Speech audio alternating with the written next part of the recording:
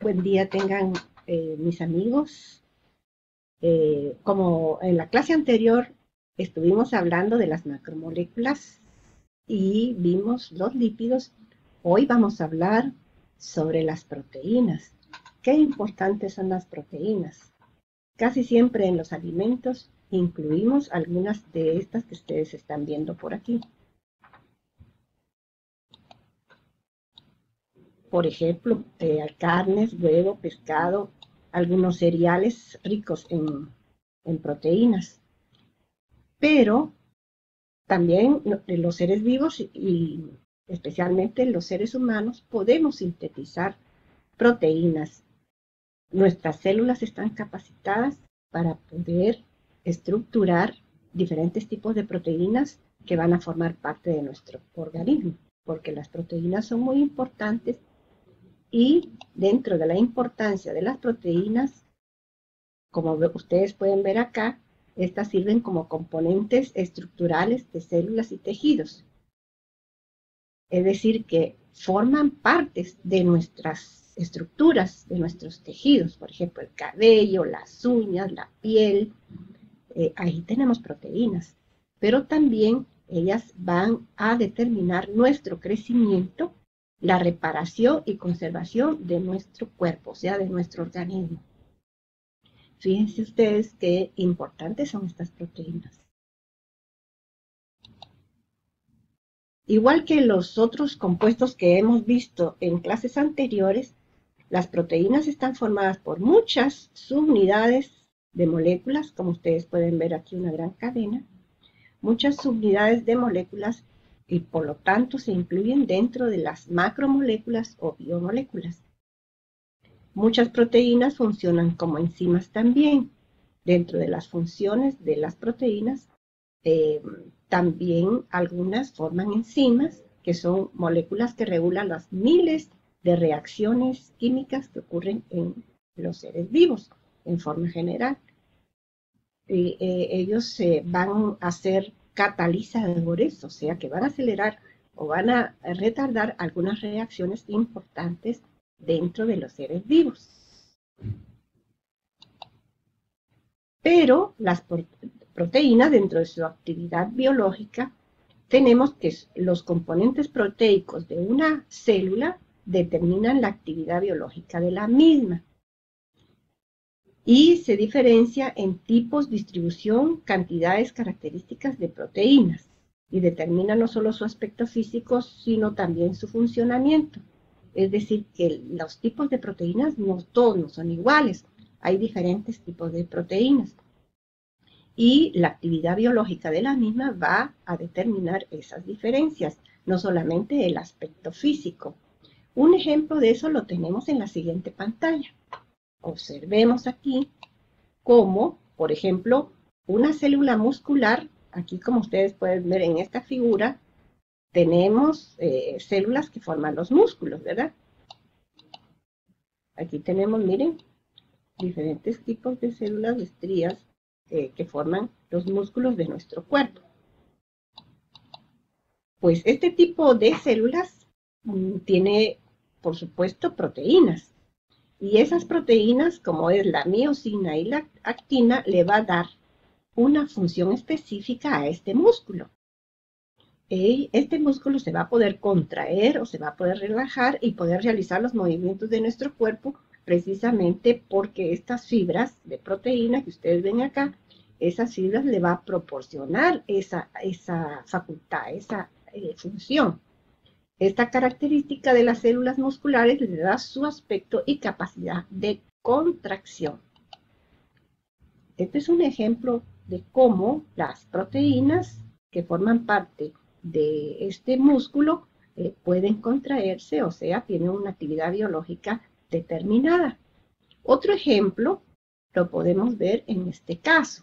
Por ejemplo, esta es la hemoglobina. La hemoglobina es una proteína de la sangre. Aquí tenemos una molécula que representa la hemoglobina. ¿Ven? Esta es una molécula de proteína que es la hemoglobina y tiene sus características específicas, tiene su forma y tiene una función específica dentro del organismo. y es la de transportar el oxígeno juntamente con la sangre.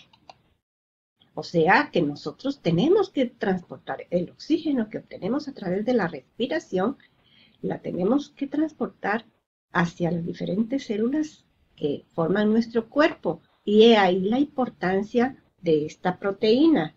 Esta proteína es capaz de fijarse aquí en estas estructuras que son los eritrocitos, o también llamados glóbulos rojos, que fijan esta proteína y son capaces de transportar conjuntamente el oxígeno a las diferentes estructuras y fundamentalmente las células que forman nuestro cuerpo.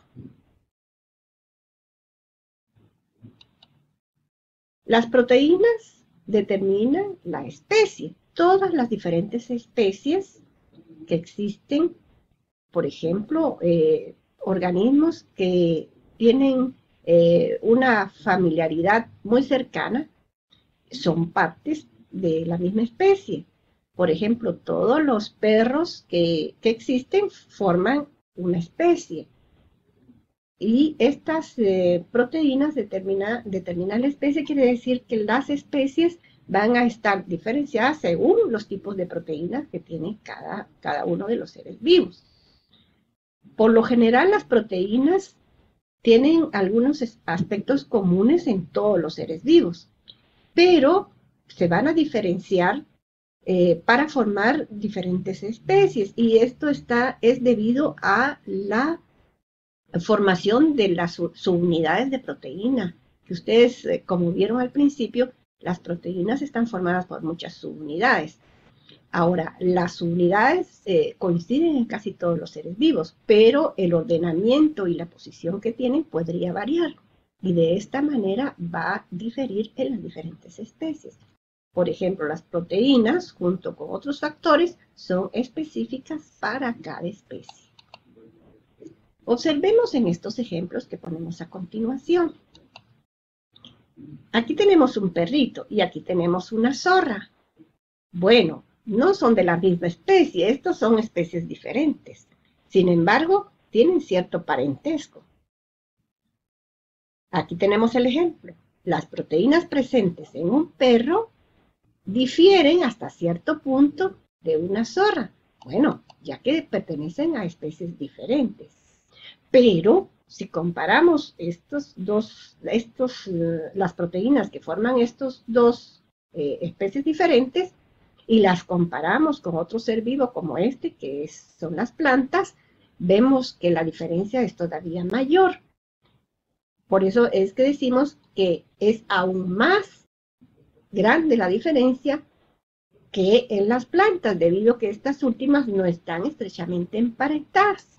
Sin embargo, los tipos de unidades que tiene la proteína son casi las mismas, pero difieren en su posición y en su estructura. Vamos a ver entonces cómo es la estructura de las proteínas. Esto es muy importante porque si no comprendemos cómo están formadas las proteínas, pues no podemos dar una idea certera de lo complicadas que son estas proteínas, ¿verdad? Las proteínas son cadenas de aminoácidos. Un aminoácido es la subunidad de las proteínas. Cada aminoácido y una proteína pueden tener un montón, millares de aminoácidos.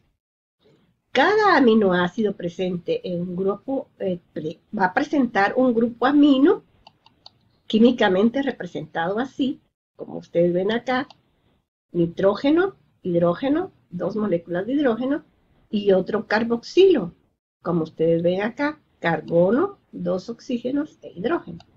Acuérdense que estos eran grupos funcionales que le daban el carácter polar a las moléculas de ácidos nucleicos, ¿se acuerdan? Bien, entonces en cada extremo de la molécula hay un grupo variable R. Vamos a ver acá dónde tenemos el grupo amino y dónde. Este que ustedes ven acá es un aminoácido. Este es un aminoácido. Ahora, este aminoácido por este extremo va a tener un grupo amino, como este que está acá, ¿ven? Un nitrógeno y 2 hidrógenos. Y por este otro extremo va a tener un grupo carboxilo, como el que tenemos acá. El carbono, oxígeno, oxígeno e hidrógeno. Aquí tenemos el grupo carboxilo. Sin embargo, tenemos una cadena, otra molécula representada por la letra R. Esto quiere decir que esta cadena puede ser cualquier molécula. Sin embargo, en los aminoácidos siempre van a coincidir que un extremo del aminoácido lo va a formar un grupo amino y el otro extremo lo va a formar un grupo carboxilo. Ahora, esta es una unidad. Aquí vamos a ver que hay dos aminoácidos que se han unido. Observen aquí el enlace. Posteriormente les vamos a demostrar cómo se formó este tipo de enlace entre este aminoácido y este aminoácido. Pero es necesario que ustedes se fijen ahora o localicemos entre nosotros dónde se ubican los grupos aminos y dónde se agrupan los grupos carboxilo y en qué parte aparecen entonces la cadena variable que es la representada con la letra R. Observen aquí tenemos el grupo amino de un aminoácido. Y este grupo, supuestamente que es el grupo carboxilo de este mismo aminoácido, se está uniendo con el grupo amino de este otro aminoácido. Aquí hay otro aminoácido, ¿ven? Y de este extremo tenemos el grupo carboxilo de este lado y aquí tenemos el grupo carboxilo. O sea que estamos observando que el grupo carboxilo se une con el grupo amino para formar este tipo de enlace. Vamos a explicar más en detalle en qué consiste este enlace. O sea que las subunidades de aminoácidos están enlazados entre sí con el mismo átomo de carbono alfa. Hay 20 aminoácidos comunes presentes en las proteínas. Los aminoácidos varían según el grupo variable R. Bueno, el grupo variable R es lo que le va a dar la diferencia a cada uno de los aminoácidos. Pero cuando decimos aquí que hay 20 aminoácidos comunes presentes en las proteínas, nos referimos de que casi todas las proteínas están formadas por estos 20 aminoácidos. Lo que cambia es la secuencia, o sea, en qué posición están los aminoácidos y cuál es el tamaño de la cadena. Y de qué manera están dispuestos esos aminoácidos dentro de la cadena. Y eso es lo que va a dar la diferencia. Pero casi todas las cadenas de proteínas están presentes en casi todas están presentes estos 20 aminoácidos, que constituyen las subunidades de la proteína. O sea que una proteína, ¿qué es una proteína? Son subunidades de aminoácidos que están enlazados. Aquí tenemos algunos de estos aminoácidos. Si ustedes se percatan, cada aminoácido está representado por 3 bases. Estas son bases que han sido copiadas del ADN. O sea, el que tiene la información del tipo de proteína que se va a formar en cada caso es la cadena de ADN. La cadena de ADN es nuestro lugar donde está toda la información que va a determinar qué tipo de proteína se va a construir. Pero en la cadena de ADN hay bases, se llaman bases nitrogenadas y esto lo vamos a estudiar después, cómo es la cadena de ADN cuando veamos los ácidos nucleicos en esta misma clase, pero este es el código que nos va a decir qué tipo de aminoácido va a reconocer la cadena para formar la proteína. Y esta cadena está formada por aminoácidos que constan de 3, cada aminoácido consta de 3 bases. Por ejemplo, aquí tenemos 1, 2, 3 bases. Miren, 1, 2, 3 bases. Aquí tenemos otros 3 bases. Cada uno de estos va a representar un aminoácido en un código especial que se llama código de aminoácidos. Por ejemplo, aquí estas 3 bases van a reconocer un aminoácido que se llama leucina. Por ejemplo, estas bases van a reconocer un aminoácido que se llama valina. La serina también, cada aminoácido está, miren, representado por 3 bases.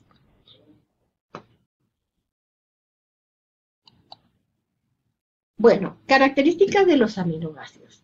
Debido a su grupo amino y su grupo carboxilo, que ya lo señalamos en la clase anterior, los aminoácidos en solución resisten los cambios de acidez y alcalinidad. Bueno, recuerden ustedes que las sustancias pueden tener una escala de acidez o de alcalinidad. Y se puede decir que son amortiguadores biológicos importantes. ¿Por qué? Porque ellos van a determinar un nivel específico de acidez o basidez en el medio. Los aminoácidos poseedores de cadenas laterales no polares tienden a presentar propiedades hidrófobas. Bueno, cuando estudiamos los ácidos nucleicos, vimos que hay cadenas que son hidrófobas y otras que son hidrófilas. Esto significa que las que son hidrófobas no reaccionan fácilmente con otras moléculas y mucho menos con las moléculas de agua. En cambio, los que son polares son más hidrófilos, o sea, tienen extremos polares y esto hace que se puedan relacionar o puedan reaccionar más fácilmente con el agua. Y eso es lo que le da el carácter hidrófilo a la molécula de aminoácidos. Por ejemplo, aquí tenemos algunos aminoácidos polares no ionizados, o sea que ya están completos sus iones, por lo tanto ya no se ionizan. Pero aquí podemos ver muchos ejemplos. Observen ustedes los extremos, el extremo de amino y el grupo carboxilo, y cómo quedaría completa la cadena R acá, la parte polar. Estos son solo ejemplos que ustedes vean que los aminoácidos, se van a diferenciar no tanto en el grupo amino y carboxilo, porque todos, ven, van a tener su extremo amino y carboxilo, sino más bien en la cadena lateral R, que puede ser polar o puede ser no polar. Pero, ¿quiénes sintetizan los aminoácidos? Vimos al principio que nosotros comemos proteínas que vienen de los alimentos, pero también aclaramos que somos capaces, los seres vivos son capaces de sintetizar proteínas. Pero dentro de los seres vivos, por lo general las bacterias y las plantas pueden sintetizar todos los tipos de aminoácidos que necesitan a partir de sustancias sencillas. Pero en los seres humanos y otros animales casi se pueden sintetizar todos los aminoácidos, pero hay algunos que no se pueden sintetizar y estos hay que adquirirlos a través de los alimentos, y esos son los que se llaman aminoácidos esenciales.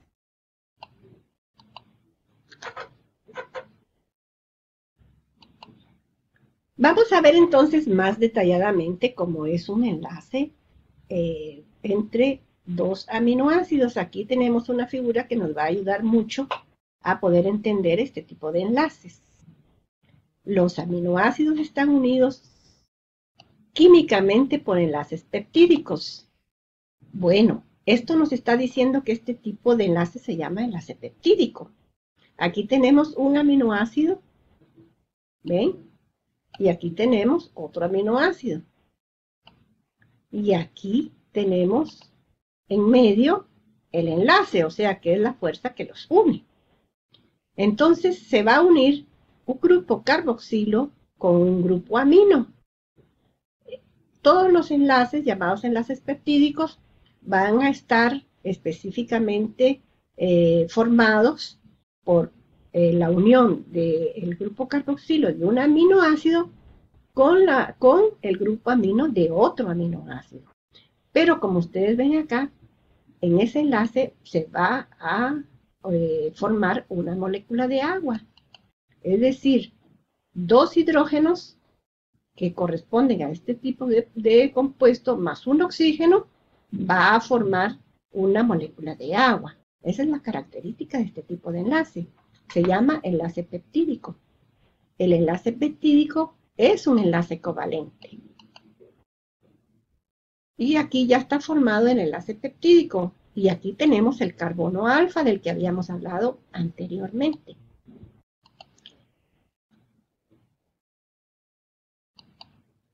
Observen esta proteína que ustedes ven acá. Cada una de estas bolitas que ustedes ven acá, o esferas, representan aminoácidos diferentes. Recuerden que cada aminoácido está representado por 3 bases nitrogenadas, ¿verdad? Que van a identificar a estos aminoácidos, la glicina, la valina, y así sucesivamente, la cisteína, la serina, la leucina. Todos son aminoácidos que forman esta gran cadena. Ahora, las cadenas pueden ser lineales, como las que ustedes ven acá, pero también pueden estar unidas a otra cadena también lineal, como ustedes ven acá. Y estas son tipos de proteínas más sencillas. Dice, pero resumiendo, podemos decir que es la unión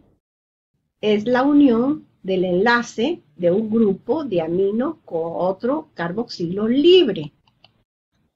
Un dipéptido, la palabra di significa 2, ¿verdad? Entonces, un dipéptido quiere decir una proteína que está formada por solo 2 aminoácidos. Contiene 2 aminoácidos unidos por enlace peptídico, ¿ven? O sea que este es un dipéptido. Si yo tuviera solo 2 aminoácidos unidos por enlace peptídico, sería un dipéptido. Pero en este caso, como vemos que hay más de 2, entonces este sería un polipéptido. Ahora observen ustedes, este tipo de cadenas generalmente también aparecen unidas por puentes de disulfuro. Aquí ustedes, la S significa azufre, ¿verdad? En la química el símbolo del azufre es S. Entonces en determinadas secciones o interacciones aparece esta cadena unida a sí misma, haciendo un pliegue aquí. Observen cómo se une consigo misma acá, formando un pliegue por puentes de disulfuro. Aquí tenemos otro puente de disulfuro y aquí tenemos otro puente de disulfuro. Pero en este caso ya se formó un polipéptido, porque un polipéptido contiene un número mayor de aminoácidos. O sea que un dipéptido son 2 aminoácidos unidos por enlace peptídico. Y un polipéptido es la unión de varios aminoácidos que pueden formar cadenas muy largas, pueden ser sencillas, pueden ser ramificadas. Observemos ahora en esta pantalla donde nos dice que las proteínas se dividen por niveles de organización. O sea, los niveles de organización nos dice si son más sencillas o más complejas las diferentes proteínas. Y el primer nivel corresponden a una estructura primaria, como las cadenas que acabamos de ver, que son cadenas lineales, que es la secuencia de aminoácidos unidos por enlaces peptídicos. Un ejemplo de estas proteínas sencillas del primer nivel es la insulina. Como en el caso que vimos anterior, esta es una molécula de insulina. Bueno, todos han oído hablar de la insulina. La insulina es una hormona de naturaleza proteica que se sintetiza en el páncreas. Y es muy importante esa proteína porque es la que va a mantener un nivel de glucosa en la sangre. Por eso es muy importante. Pero esta proteína insulina es del primer nivel porque es una cadena de aminoácidos sencilla. Pero no obstante está formada por 51 unidades, quiere decir aminoácidos que pueden ser repetidos o pueden ser diferentes, pero que están en posiciones determinadas, ¿verdad? 51 unidades de aminoácidos en las cadenas enlazadas. Bueno, este es un ejemplo de proteína de primer nivel, también llamada proteína primaria. Volvamos otra vez a observar la insulina, que es esta que ustedes ven acá. Observen que es una cadena sencilla que está formada por diferentes aminoácidos, algunos repetidos, ven, miren acá, algunos repetidos, pero la secuencia de estos aminoácidos y la estructura de esta proteína es lo que va a decidir su función o su naturaleza biológica.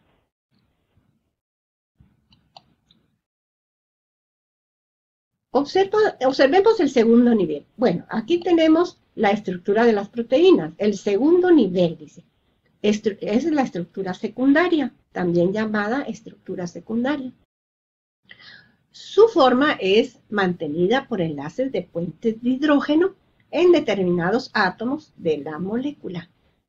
Bueno, anteriormente vimos los puentes de disulfuro, pero las cadenas de proteína también pueden tener interacciones de puentes de hidrógeno. Veamos si tenemos un ejemplo aquí. Observen, miren acá las interacciones formadas por puentes de hidrógeno. Miren, aquí tenemos otro, y aquí tenemos, bueno, aquí no aparece el hidrógeno, pero aquí sí aparece. Es decir, que esta forma que ustedes ven acá de esta estructura secundaria es como una hélice. Por eso es que recibe el nombre de hélice alfa. Es una estructura muy común en la estructura secundaria. Tiene forma de espiral. Aquí se ve mejor la forma de espiral, miren. Y todas estas moléculas que ustedes ven acá, por supuesto es una representación, son las cadenas R, o sea, la parte variable de esta proteína, porque la cadena de aminoácidos la vamos a encontrar acá, ¿ven? Donde se va a unir cada uno de estos aminoácidos con enlace peptídico. Tiene forma de espiral y es mantenida por puentes de hidrógeno que se forman entre un oxígeno con carga parcial negativa y un hidrógeno con carga parcial positiva. Y esa es la característica que tiene esta proteína de mantener esta forma. Pero fíjense que es una sola cadena, pero enrollada en forma de espiral. Por supuesto, estas son cadenas muy flexibles. Dice, estructura secundaria. Cada vuelta completa de la hélice comprende 3.6 aminoácidos. O sea, en cada una de esas vueltas hay casi 4 aminoácidos. La hélice alfa es la forma estructural básica de algunas proteínas fibrosas, como la lana, el pelo, la piel y las uñas. O sea, son proteínas con forma de hélice. Observemos aquí, la fibra es elástica porque los puentes de hidrógeno se pueden romper y formar de nuevo. Recuerden ustedes que cuando vimos los diferentes tipos de enlace, mencionábamos los puentes de hidrógeno como enlaces débiles. Estos se pueden romper o se pueden formar rápidamente y pues, en este caso podría alterar de cierta manera la estructura de la proteína. Observen el cabello de esta persona. Bueno, seguramente con calor ella rompió los puentes de hidrógeno de la proteína que forma el pelo y esto hizo que los puentes se formaran en otro sitio y se plegaran uno sobre otro y logrando esta consistencia. Pero es flexible porque no es rígida. Podemos estirar y vamos a ver que tiene cierta elasticidad. Podemos estirar el cabello y este va a volver otra vez a su posición normal. Pero, ¿qué pasaría si se disminuye la acción, o sea, el efecto del calor que hizo que este pelo se rizara? ¿Qué pasaría si se dejara de funcionar? Por ejemplo, si se lavara la cabeza, este pelo se estiraría. Entonces, algunos tipos de proteínas como estas son flexibles y debido a las interacciones de puente de hidrógeno podrían alterar su estructura, pero son reversibles en el sentido de que éstas pueden recuperar su forma natural. Aquí tenemos otro tipo de estructura secundaria. Un segundo tipo de la estructura secundaria es la lámina beta plegada. Aquí, como ustedes ven, son varias cadenas diferentes. Ven, una acá, otra acá y otra aquí más abajo. Ajá. Pero estas están unidas, a su vez, bueno, por puentes de disulfuro y también por enlaces de hidrógeno, de puentes de hidrógeno. Y eso es lo que le da esta característica de que parece que fueran unas láminas que están plegadas formando como una especie de hoja plegada. Los puentes de hidrógeno se forman entre cadenas polipéptidas distintas. Observen acá, esta cadena polipéptida y esta cadena polipéptida son diferentes.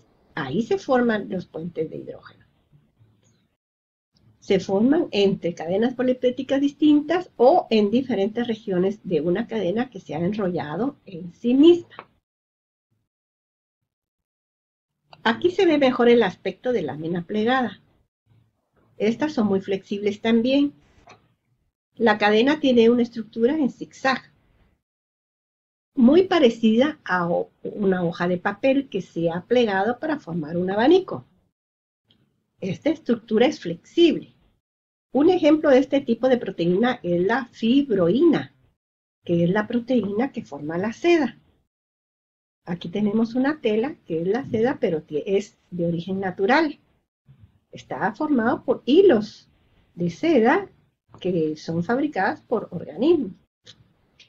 Y este tipo de proteína que se llama fibrosina es lo que le va a atribuir este aspecto que ustedes ven acá. Ese sería el segundo nivel. Tenemos un tercer nivel. Esta es una proteína un poquito más compleja. Y como ustedes ven aquí en la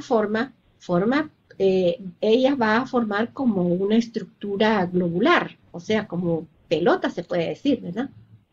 Es una cadena de forma global tridimensional. En esta estructura está involucrada interacciones entre el grupo R, que es la cadena variable, o cadenas laterales pertenecientes a la misma cadena polipéptida. Pueden formarse enlaces covalentes como puentes de disulfuro, o también entre átomos de azufre, dos unidades, pero también puede tener enlaces de puentes de hidrógeno. Pero su forma se pliega sobre sí misma y debido a eso adquiere esta forma globular. Y hay un cuarto nivel o estructura cuaternaria. Ahí vamos a ver un tipo de proteína que, como ustedes pueden notar acá, esta cadena es muy diferente a esta otra cadena que está aquí abajo, pero también es diferente a esta cadena y esta otra cadena que vemos acá, porque en la estructura cuaternaria son proteínas que contienen dos o más cadenas polipéptidas. Y también es la configuración resultante de las cadenas polipépticas restantes. O sea, aquí puede haber enlaces de los que ya vimos, de los anteriores, pero hay una unión de los tipos de estructura proteica que vimos. Hay lámina plegada, hay globulares, hay cadenas simples, sencillas, o sea que aquí se reúnen los cuatro tipos de proteínas que vimos anteriormente. Por eso decimos que es la configuración resultante de las cadenas polipépticas restantes, primaria, secundaria y terciaria. Pero también involucra los tipos de enlaces ya mencionados, que son los puentes de disulfuro, fundamentalmente, y los puentes de hidrógeno. Y los enlaces, por supuesto, que unen los diferentes aminoácidos, que es enlace peptídico. Bueno, esta sustancia es la hemoglobina, como ya habíamos mencionado anteriormente, la hemoglobina, que es la proteína que se asocia con los eritrocitos y son los que hace que se fije el oxígeno en ese tipo de estructura. Bueno, si hablamos de la naturaleza de las proteínas, por ejemplo, en la estructura cuaternaria, la hemoglobina es un ejemplo de proteína globular con estructura cuaternaria. Consta de 4 cadenas polipépticas, 2 cadenas alfa y 2 beta, con 574 aminoácidos. Fíjense ustedes qué complejidad de este tipo de proteína, y es la que forma la hemoglobina. Y ya vamos a volver a observarla para que podamos ver las 4 cadenas, la interacción de 4 cadenas diferentes y que forma esta estructura globular. Ahora, aquí observamos algunas proteínas, por ejemplo, si cocinamos un huevo, vamos a ver que la estructura o la forma de su estructura va a cambiar totalmente. Aquí vemos la clara ya se puso sólida, miren, y la yema también se ha endurecido, pero la parte de la proteína es esta parte de la clara. Y vemos una gelatina acá, que es también un tipo de proteínas. Ahora, ¿qué diferencia se observa en estos dos tipos de proteínas?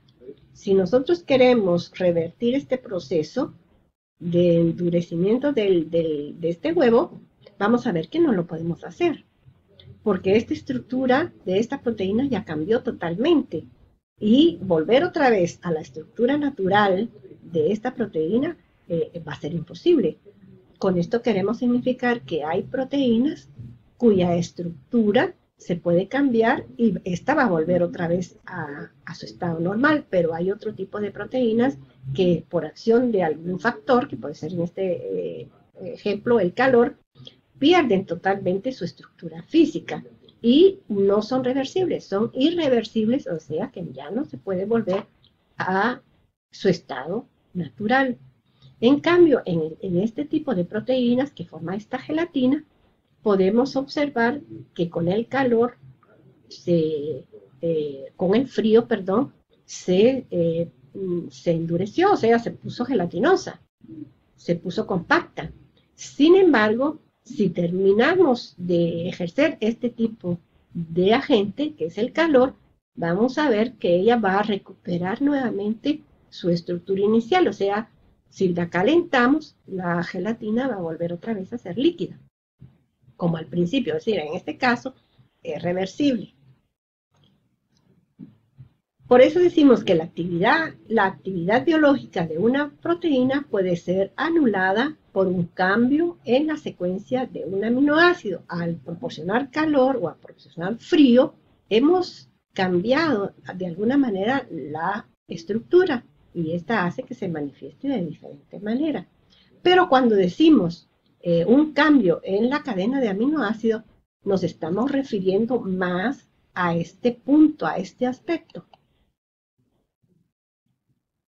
Un ejemplo es la anemia drepanocítica. Este es un padecimiento de naturaleza genética congénito, o sea que la persona ya nace con este defecto, que es una mutación. Una mutación es un cambio, que es una mutación genética producto del cambio de un aminoácido, que es la valina, por otro, en este caso, que es el ácido glutámico. El ácido glutámico. O sea, en esta cadena se cambió por alguna mutación, un cambio genético, la valina por el ácido glutámico. Es decir, que esta cadena se alteró. Y al alterar la cadena, con cuidado, ¿qué va a suceder? Bueno, en este caso se produce un problema genético que es la anemia drepanocítica. Este trastorno hace que la hemoglobina sea menos soluble y por lo tanto tiene una mayor posibilidad de que se formen estructuras cristaloides, o sea, totalmente se deforma la hemoglobina. Esta alteración también puede deformar los eritrocitos. Observen acá, los eritrocitos aquí son componentes de la sangre, son los glóbulos rojos, ¿verdad? Ya habíamos dicho. Pero la forma normal es esta, que es forma más o menos redondeada, de disco cóncavo. Sin embargo, cuando se cristalina la hemoglobina, estos se deforman y se pueden poner así como media luna o simplemente en formas más alargadas, pueden cambiar de forma.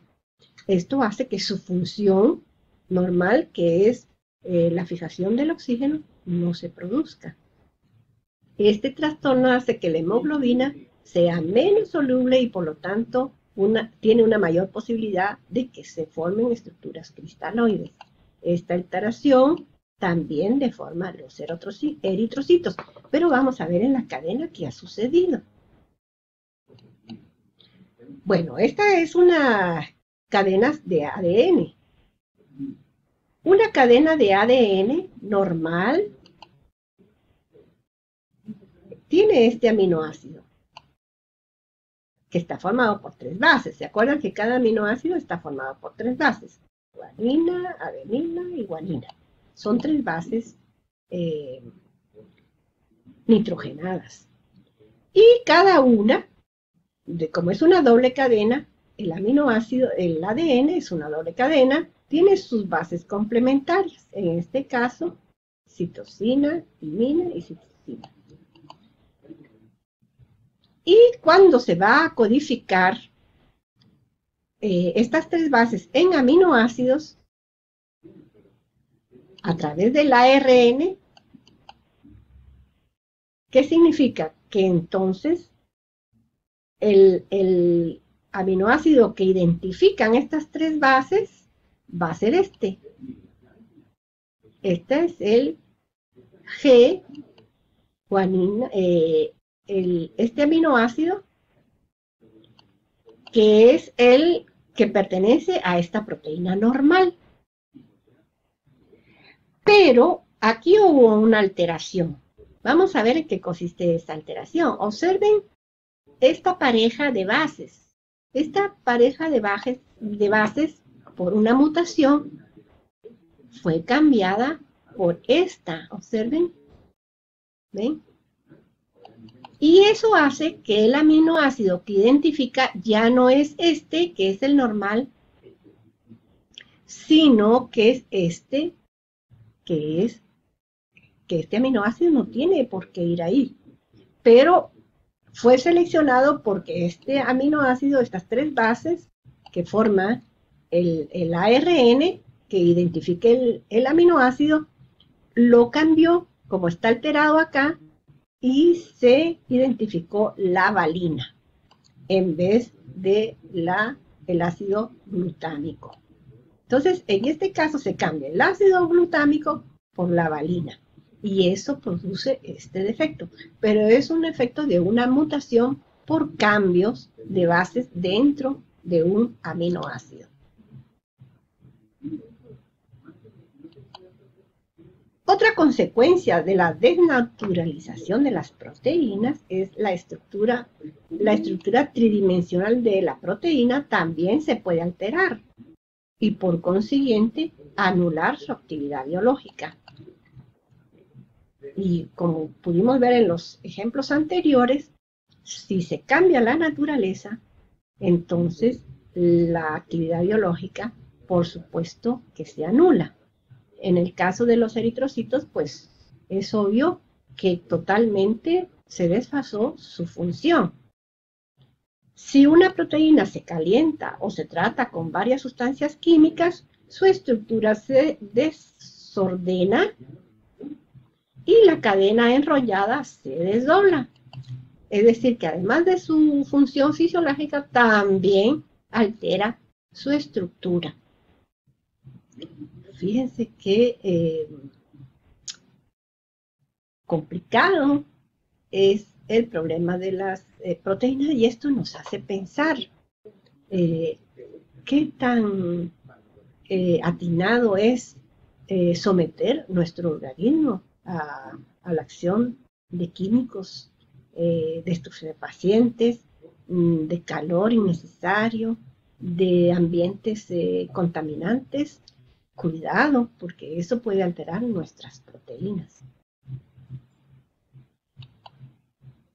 Por ejemplo, la desnaturalización de las proteínas. Esto puede ocasionar ruptura de enlaces de puentes de hidrógeno e iónico. En este caso podría perder su función de enzima. Acuérdense ustedes que muchas proteínas hacen función enzimática, es decir, que facilitan las reacciones químicas. Y si pierde la función de enzima, entonces estamos alterando muchas reacciones químicas. En algunos casos suele recuperar su naturaleza al restituir las condiciones ambientales normales. Pero aquí tenemos una figura muy elocuente. Estamos viendo a una persona que está contaminando su organismo, ¿verdad?, con la nicotina. Igual cuando nos referimos a una persona masculina, hay mujeres que fuman también en estado de gravidez, o sea, embarazos. Y esto puede ser muy peligroso.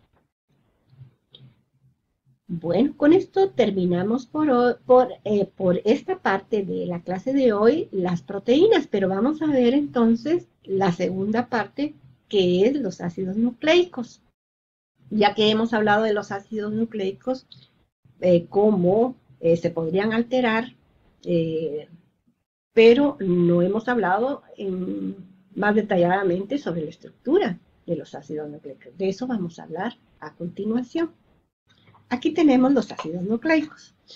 Los ácidos nucleicos, aquí está representado el ADN como una doble hélice, ¿ven? Cadena 1, cadena 2.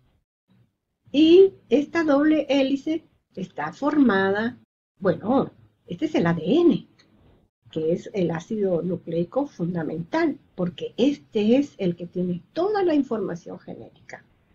Él decide todos los tipos de proteínas y las diferentes características que se pueden heredar de una persona a otra, de unos progenitores a los descendientes. Pero esta doble cadena está formada de la siguiente manera. Como ustedes ven acá, es una cadena de nucleótidos. Observen, todo esto, este es un nucleótido. Y toda esta cadena está formada por nucleótidos, ¿verdad? Y así está formada la molécula de ADN. ¿Y qué es un nucleótido?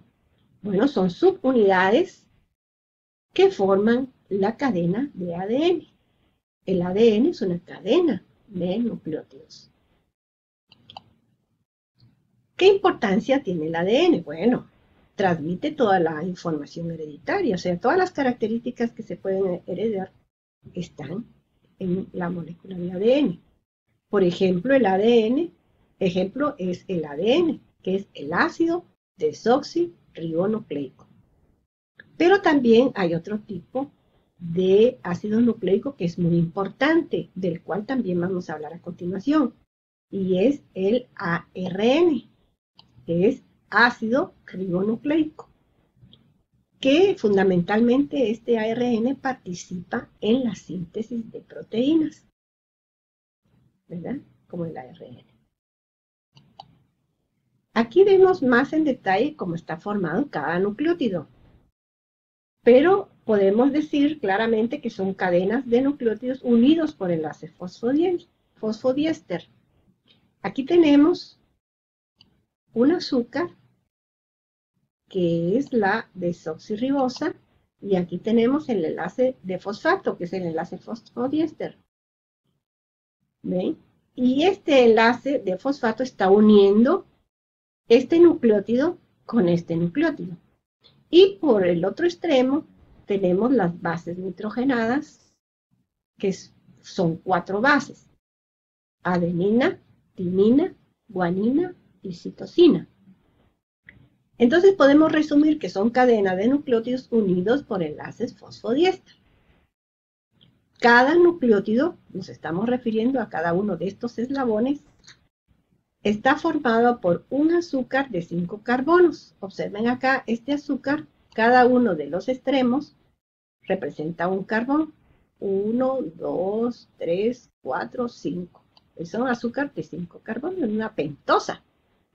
Cada nucleótido está formado por un azúcar de 5 carbonos. Un grupo fosfato, que es el enlace, esto que vemos acá, y una base nitrogenada, que es la que supuestamente está en este extremo, que puede ser cualquiera.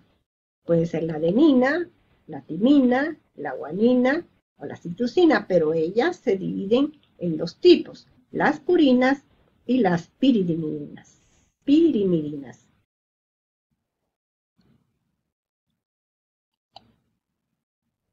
Vamos a ver cuál es la diferencia entre el ADN y el ARN.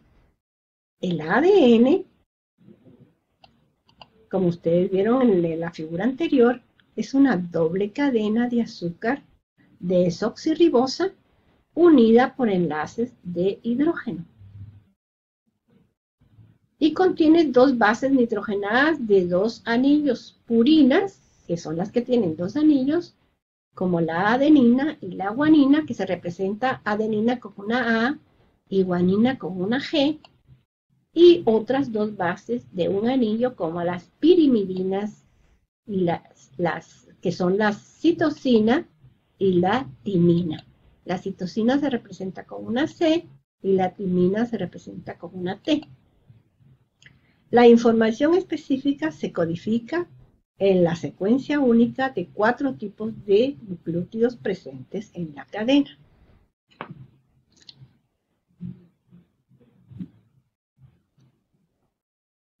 Es decir, que depende si va a estar unido a una adenina, a una guanina, a una citosina, a una timina, va a ser los diferentes tipos de nucleótidos que van a estar presentes en la cadena. Observemos acá. Aquí vemos la cadena de nucleótidos del ADN. Aquí vemos el enlace fosfodiéster de fosfato, ¿ven? Que va a unir a cada uno de los nucleótidos. Aquí tenemos un azúcar de un anillo y aquí tenemos un azúcar de dos anillos, ¿verdad? Unidas por enlace de puentes de hidrógeno entre sí. ¿Ven? Aquí tenemos el azúcar de la otra cadena. No, esta es la tipina, que es la otra base nitrogenada. Tenemos el azúcar acá de la otra cadena y unidos cada nucleótido con los puentes de fosfato. Bueno, aquí tenemos un nucleótido que tiene una base nitrogenada. Y aquí tenemos otro nucleótido que tiene otra base nitrogenada de dos anillos, que es la adenina. Estos están unidos por otro nucleótido. Se ve aquí el puente de fosfato. Aquí tenemos un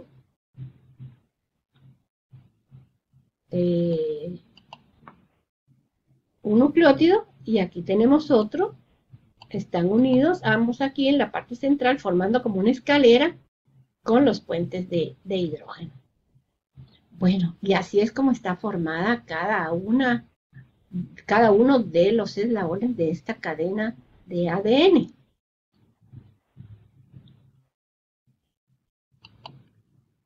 Pero ¿cuál es la diferencia entonces con la cadena de ARN? El ARN está formado por una cadena simple de nucleótidos compuesta por azúcar, que es la ribosa. Es decir, que esta es monocatenaria, no es dicatenaria como la cadena de ADN, porque es una sola cadena. Y tiene 4 bases nitrogenadas donde se sustituye la timina por el uracilo. Es decir, que en vez de tener las 4 bases nitrogenadas como tenía el ADN, adenina, guanina, citosina y timina, la timina se cambia por el uracilo. Entonces la adenina, la cadena de ARN va a estar formada por adenina, guanina, citosina y uracilo. Aquí hubo un error porque aquí tiene que ir una O. porque es citosina, y uracilo. Y en su función de síntesis de proteínas participan 3 tipos de ARN. ARN mensajero, ARN transferencia y ARN ribosomal. Es decir, que el ARN va a tomar 3 estructuras, perdón, 3 estructuras diferentes, de manera que se pueda realizar todo el proceso de síntesis de proteínas. Entonces va a adquirir 3 formas. Por ejemplo, el ARN mensajero, que es el que copia el mensaje del ADN, el de transferencia, que es el que va a codificar ese mensaje en código de aminoácidos, y el ARN ribosomal, que va a estar presente en el ribosoma porque es en los ribosomas donde se va a sintetizar la proteína. Entonces ahí esas 3 maneras, esas 3 formas, esas 3 estructuras del ARN garantizan la síntesis de las proteínas. Observen aquí la cadena de ARN. Aquí tenemos la cadena monocatenaria, ¿ven? De esta cadena con sus bases nitrogenadas. Acuérdense que se ha sustituido la timina por el uracilo, por eso aquí no vamos a distinguir la timina. Tenemos guanina, citosina, uracilo, en vez de la timina, ¿verdad?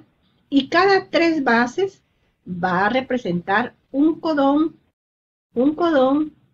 que quiere decir que es la unión de 3 bases, ¿verdad? Y que estos van a formar un aminoácido específico. Van a reconocer, estas 3 bases van a reconocer un aminoácido específico que va a formar parte de la cadena. Ahora observemos esta porción de ARN mensajero. Acuérdense que el ARN mensajero es el que está copiando el mensaje. Ahora, ¿cómo lo copia? Cada 3 bases forma un codón. Por ejemplo, aquí tenemos citosina, uracilo y guanina, forma un codón. Y así cada 3 bases va formando un codón. Aquí están las 3 bases, adenina, uracilo, citosina y guanina. Y aquí tenemos las bases nitrogenadas. Ahora, cuando se va a transmitir ese mensaje para reconocer los aminoácidos, acuérdense que teníamos anteriormente el código de aminoácidos. Y ahora lo vamos a volver a poner para que ustedes puedan observar la coincidencia, ¿verdad?, de las bases. Entonces, por ejemplo, estas 3 bases, guanina, citosina, se van a complementar guanina con citosina y citosina con guanina, porque es su pareja complementaria. Estas son bases de 2 anillos y estas son bases de 1 anillo, porque en este tipo de cadena siempre se van a unir unas bases de 2 anillos o purinas con bases de 1 anillo, que son las pirimidinas. Y eso va a formar lo que se llama una estructura. Estos van a estar en un extremo de una molécula que es el ARN de transferencia. Y aquí vamos a ver que en uno de los extremos de este ARN de transferencia van a estar las 3 bases, y esto es lo que se va a llamar anticodón. Y estas 3 bases van a identificar el aminoácido específico para formar la proteína. Bueno, más adelante, cuando estudiemos la síntesis de proteínas, vamos a poder explicar un poquito más en detalle todo este funcionamiento, que es bastante complicado. Pero también, además del ADN y el ARN, que como ustedes saben son aminoácidos ácidos nucleicos de mucha importancia, hay también otros ácidos nucleicos que son importantes fisiológicamente en los seres vivos. Y uno de ellos es el ATP, que quiere decir trifosfato de adenosina.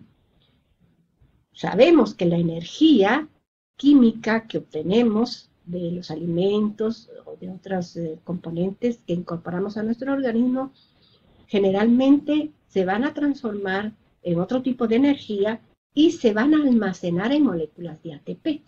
Estas moléculas de ATP, que son trifosfato de adenosina, o también lo podemos decir adenosin trifosfato, son moléculas que atrapan parte de esa energía y la mantienen algún tiempo almacenada para que esta energía pueda ser utilizada para otros procesos fisiológicos. Por ejemplo, un compuesto por adenina, que es un ribosoma y adenina, ribosoma y 3 grupos fosfatos, es lo que forma el ATP. O sea, el ATP es un compuesto formado por adenina, un ribosoma y 3 trifosfatos, 3 grupos fosfatos.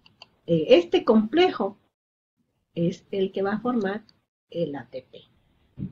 Es importante como principal reserva energética de todas las células. Ahí es donde se va a almacenar por un tiempo determinado la energía.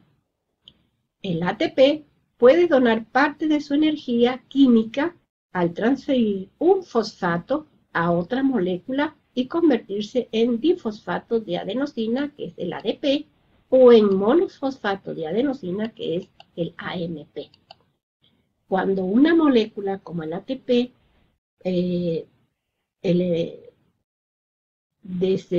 desenlaza, se puede decir, un fosfato de una molécula de 3 fosfatos, cada vez que sucede este desprendimiento se genera una cantidad de energía considerable. Pues esa energía es la que se utiliza para realizar múltiples de los procesos que ocurren en nuestro organismo. Por ejemplo, el proceso de la respiración dentro de las mitocondrias requiere de gran cantidad de energía. Y ahí es donde generalmente se forman grandes moléculas de ATP, pero depende del proceso, es que van a ir desprendiendo cada uno de estos 3 fosfatos y en ese desprendimiento del enlace se va a generar una cantidad de energía que puede ser utilizada. Bueno, aquí tenemos la molécula. Observen ustedes la adenina, la ribosa, que es un azúcar de 5 carbonos, y los 3 fosfatos. 1, 2, 3. Si desprendemos uno de estos fosfatos, nos va a quedar el ADP. Y si desprendemos 2, nos va a quedar el AMP, como en este caso. ¿Ven? Aquí solo hay un fosfato. Entonces aquí tenemos la adenina, que es una base de 2 anillos, un azúcar, en este caso es la ribosa, y tenemos aquí el fósforo, el enlace con fósforo que formó en este caso el AMP.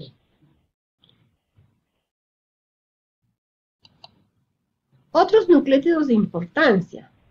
Bueno, tenemos el N, el NAD. Ustedes ven aquí un signo más, es porque se supone que ha perdido un electrón.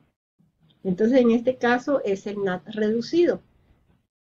Es un dinucleótido de nicotinamida adenina, así se llama este compuesto. Dinucleótido de nicotinamida y adenina. Su función primordial es la oxidación y reducción biológica que ocurre en el interior de la célula, cuya forma reducida es el NADH. Aquí se le ha agregado un hidrógeno, y esta es la forma reducida, cuando se acepta un hidrógeno. Y aquí vemos la molécula. Aquí vemos el azúcar, vemos la nicotinamina, adenina, y cómo se puede reducir o se puede oxidar. En este caso, el NAD oxidado, al adicionar un hidrógeno, o sea que dos electrones negativos, se va a formar el H, que esta es la forma reducida. Digo, oxidada, perdón. Esta es la forma oxidada. Entonces, así tenemos que este es otro nucleótido de gran importancia. Bueno, y de esta manera terminamos esta parte de biomoléculas o macromoléculas que corresponde a las proteínas. Espero que hayan entendido la clase, que sé que no es simple, que es bastante compleja, pero confío en que ustedes podrán observarla una y otra vez. Si tienen duda o si no, también nos pueden escribir para aclarar cualquier duda. De esta manera terminamos la primera unidad. La próxima clase es ya la unidad correspondiente a la clase correspondiente a la segunda unidad. Así que los esperamos y que estén con nosotros en la próxima clase. Tengan ustedes un buen día y de esta manera nos despedimos.